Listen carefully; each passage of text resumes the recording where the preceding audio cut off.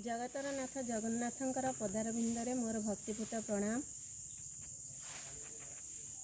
A transition class रे मोर गुरु जी की कल्लोलिनी ma'am तांको भी मोर प्रणाम तथा जयगुरु।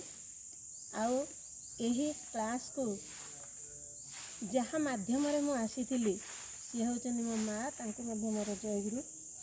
आज यही वीडियो माध्यम रे मु मोर दुईटी अनुभूति शेयर करने को चाहूँगी। प्रथम अनुभूति है 2004 मसीह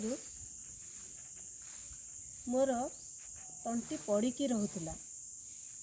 मु डॉक्टर को देखी किंतु तार कौन फल मत मिल ना।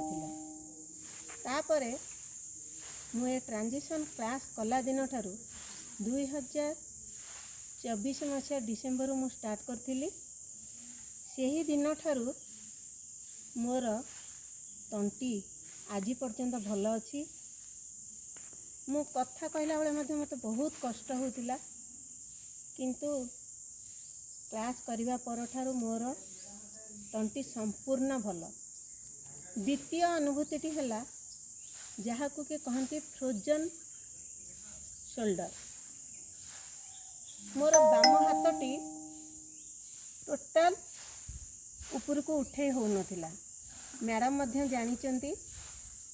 मु जेतबेले जाइके मोर गोटे सान भाई जी की ऑर्थोपेडिक प्रोफेसर अच्छी ताको मु पचारथिली जे आर कौन मेडिसिन दियंतु। सी कहला नानी आर कौन सी मेडिसिन नहीं, आर ओनली एक्सरसाइज ही करने को पड़ो। आउ ए फ्रोजन शोल्डरटा मोर जुलाई 2025 रे स्टार्ट होता। तापरे हाथ पेन होता मु जानी पार नथली कौन पाई होता। हाथ उठे भी हो नथिला। तापरे 2025 अक्टोबर रे मु जाई डॉक्टर को देखई सी एक्सरसाइज पई कहिथिले किंतु मु गोटे दिन मध्य एक्सरसाइज करी नहीं। मु केवल ट्रांजिशन क्लास ही करी जहाँ फल कि थरे क्लास कला बड़े मते मैडम ही कहिथिले जे दीदी आपण का हाथ तो उठिलानी। सी ही प्रथमे मार्क करथिले।